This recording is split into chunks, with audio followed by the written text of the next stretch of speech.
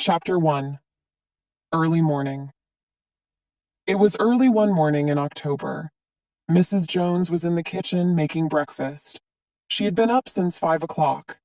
Mrs. Jones looked at her watch. It was time to wake Peter. Peter, Peter, it's 6 o'clock. Get up, she shouted up the stairs. Peter was already awake. What? He asked. It's 6 o'clock, his mother shouted. Oh, okay, Peter replied. He could smell the breakfast which his mother had prepared for him. He got out of bed slowly and went to the bathroom. Peter! His mother shouted again. Yes, Mum. It's okay. I'm up, Peter shouted back through the door. He washed quickly because it was cold and ran back to his bedroom.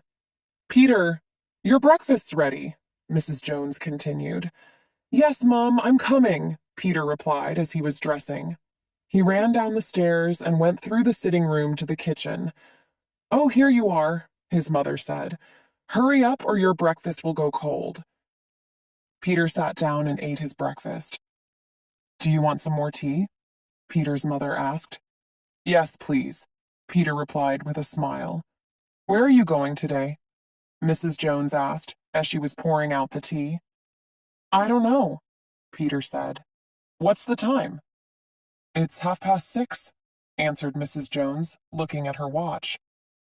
I must go, Peter said, finishing his cup of tea. Thanks for breakfast. What time will you come back this evening? Asked Mrs. Jones anxiously. Peter stood up. I don't know. If it's a long drive, I won't be back until tomorrow. Take care of yourself, Peter, his mother said, giving him his coat. Don't worry, Mum, I will, said Peter. Then he quickly put his coat on and went out into the hall. Goodbye, his mother shouted. See you, Mum. He went out of the front door into the street. He walked along to the end of the street and turned right. As he turned the corner, he saw the bus and started to run. He ran as fast as he could and got on the bus just before it left. Corporation Street, please, he said to the driver. 50 pence, please, replied the driver. Peter paid and sat down. The bus drove quickly through the empty streets and was soon in Corporation Street. Peter got off and walked along the street to Universal Transport Limited. He went through the gate and into the office. Good morning, Mr. James, said Peter cheerfully as he entered the office. Good morning, Peter. How are you? Said Mr. James, looking up from his desk. Mr. James decided where the lorries went every day and gave the drivers their instructions. He was a short, fat man, aged about 45. He was popular with the drivers because he had been a driver himself once, so Mr. James understood the drivers' problems. I'm fine, thanks, replied Peter. Good, said Mr. James. I want you to take a load of biscuits to Manchester today. You can stay the night there and come back tomorrow. Right, answered Peter. Is the lorry ready? No, Peter, not yet. Can you help load it, please? Asked Mr. James. Peter went outside and walked over to his lorry. He helped put the boxes of biscuits in the lorry and then drove it to the gate. The man at the gate gave Peter the address for the biscuits in Manchester and asked Peter to sign some papers. Peter thanked him, got back into the lorry and drove out of the gate. It was still only 7:30 and Bridgewater was quiet. He drove along Corporation Street and through the center of the town. The town was empty and all the shops were still closed. Peter drove on and soon passed people leaving their houses and hurrying to work. Peter took the road for Bristol, and by 8 o'clock he had left Bridgewater and was out in the country. He turned on the radio and listened. It will be cold in most of England today, and there will probably be heavy rain. That is the end of the weather forecast. Now it is 8 o'clock and time for the news. A middle-aged man was murdered in Bristol late last night. The police would like to talk to a boy of about 16 who... Peter turned off the radio. He was always unlucky.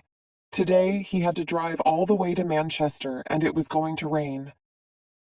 As he was thinking about the weather, the first few drops of rain started to fall. It was still raining when Peter reached Bristol. It was after 9 o'clock now, and all the shops were open. There were lots of people and cars, and he had to drive slowly. He took the road to the north and was through the town in half an hour. Not bad, he thought. I'll get to Birmingham by lunchtime. As Peter looked out ahead, he saw a boy standing by the side of the road. It was difficult to see in the rain, but the boy looked about 16. He was wearing a red jersey and jeans. He was hitchhiking and was holding out his hand to ask for a lift. Peter slowed down and stopped. The boy ran up and opened the door. "Where are you going?" the boy asked. "Manchester?" Peter said. "Can you give me a lift?" the boy asked anxiously. "Yes, get in." As he spoke, Peter leant over and helped the boy into the lorry. The boy closed the door. He was very, very wet. Peter drove off. "Where are you going?" asked Peter. "I don't know," said the boy. "You don't know?" Peter repeated in a surprised voice. "No, I've run away from home." The boy spoke quietly. "What?" said Peter.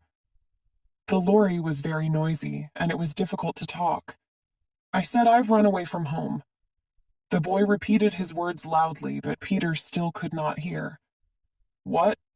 Peter asked again. "I said I've left home. I'm not going to go back," the boy shouted. "Why?" asked Peter. "We had an argument, that's all," the boy replied slowly. "What's your name?" inquired Peter. "John. John Stevens. What's yours?" the boy asked. "Peter," replied the lorry driver. "Well, John, do you feel like a cup of tea?" "Yes, please."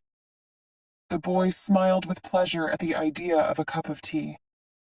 "There's a cafe just ahead and we'll stop there," said Peter, pointing in the direction of the cafe as he spoke. The lorry stopped outside the cafe. It was still raining heavily, and John and Peter ran inside. Chapter 2. The Newspaper. It was warm in the cafe, and Peter went up to the counter where a girl was serving. John took a seat at a table. "2 teas, please," said Peter to the girl at the counter. "Here you are, love," said the girl, as she pushed 2 cups of tea towards Peter. "That's 90 pence, please." Peter gave her the money and carried the cups of tea over to the table where John was sitting. "Thank you," said John. The tea was hot and sweet and warmed both of them up. "So you've left home then," said Peter. "That's right," John replied. "Why?" Peter asked. "I told you. We had an argument," said the boy. Peter smiled. "You don't have to tell me if you don't want to." "I want to," said John. "I must talk to someone." "Tell me what happened then," said Peter in a kind voice. "Well, you see," John began, "my parents are dead, and I live with my uncle." Peter interrupted the boy. "In Bristol?" "Yes, that's right," said John. "My uncle has always been kind to me, but he never lets me do anything." "What do you mean?" asked Peter.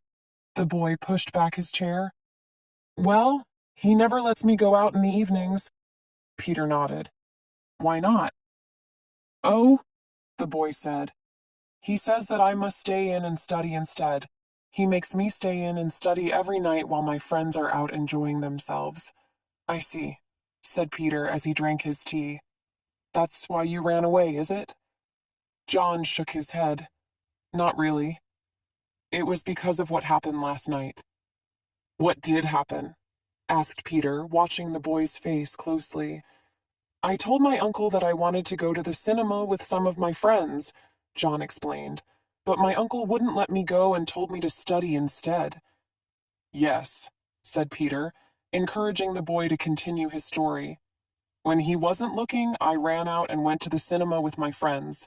When I came back, my uncle was waiting for me. He was very, very angry and asked me where I had been. I told him I'd been to the cinema. When I told him that I'd been to the cinema, my uncle hit me in the face."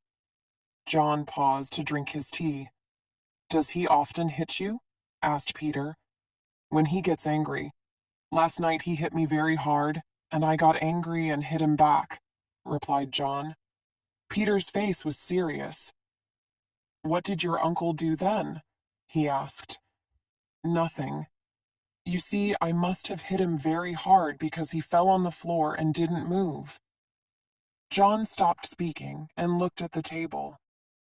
"What did you do then?" asked Peter quietly. "I was—" John hesitated. "I was afraid, and so I ran out." "Where did you go?" inquired Peter.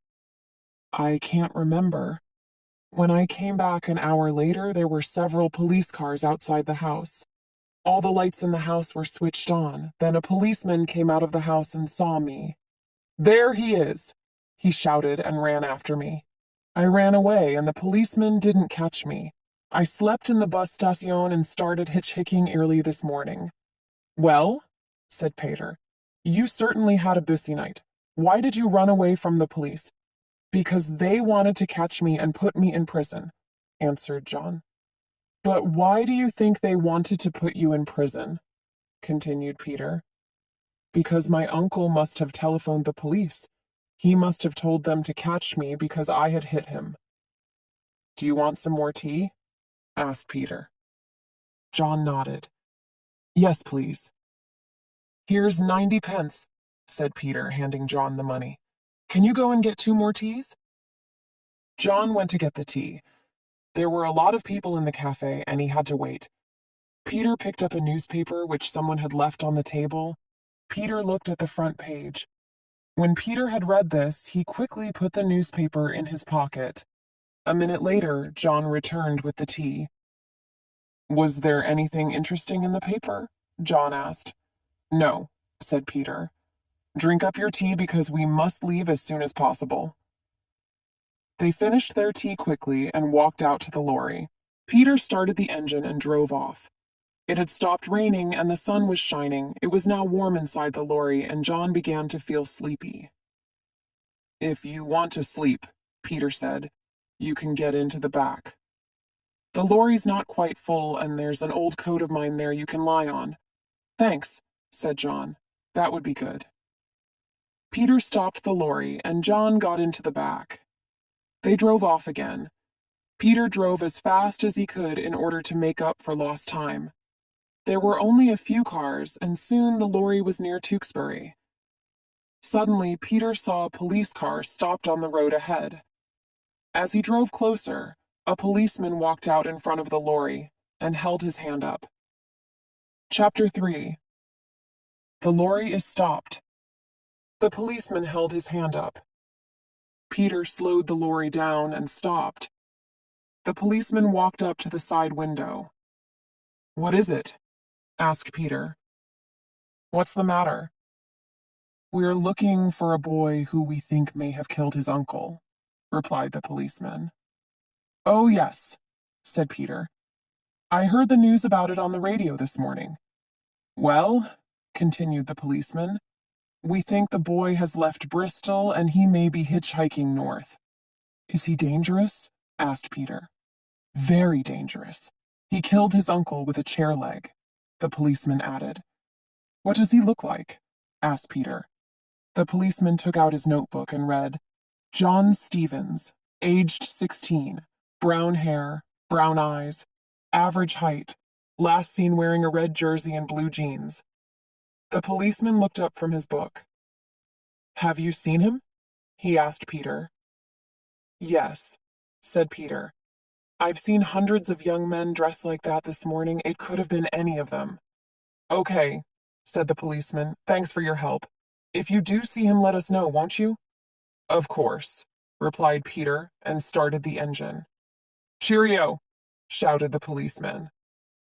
"Just a minute," said another voice. The policeman turned around. Another policeman was getting out of the police car. He was big and red-faced and had a nasty voice. "What is it now?"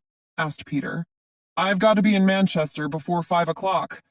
"All right, this won't take long," said the second policeman. "We're going to search your lorry." "Why?" asked Peter angrily. "The boy may be hiding there." Both policemen walked around to the back of the lorry. What shall I do now, thought Peter. I could drive off before they look in the back. But if I do drive away, they'll drive after me, and their car is much faster than my lorry. What shall I do? Sit here and wait. If they find John, I can say that I didn't know he was in my lorry. Hey, you! Shouted one of the policemen. They've found him, thought Peter. Hey, you! Come and help us open the back of your lorry. Right, shouted Peter, and got out.